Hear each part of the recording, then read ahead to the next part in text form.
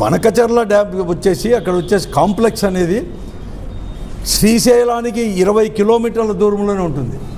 అక్కడి నుంచి డైరెక్ట్గా పోతిరెడ్డి రెగ్యులేటర్ కాలువలో చేస్తే గాలేరు నగరికి అక్కడంతా ఉపయోగం వస్తుంది. కానీ కర్నూలు కడపకి తీసుకొని పోవచ్చు. కానీ అనంతపురానికి చిత్తూరుకు తీసుకొని పోవాలంటే మళ్ళీ కూడా ఒక లిఫ్ట్ దారులను తీసుకొని రావాలంటే ఏకైక వాటర్ సోర్స్ నీరు తీసుకొచ్చేది హంద్రీ నీవా మాత్రమే. అంటే హంద్రీ నీవాను 40 టీఎంసీలు కాదు 80 టీఎంసీలో మీరు తీసుకొని వస్తే దాన్ని తీసుకొని రావాలంటే హంద్రీ నీవా అనేది కూడా వెడల్పు చేస్తేనే ఇది సాధ్యమవుతుంది.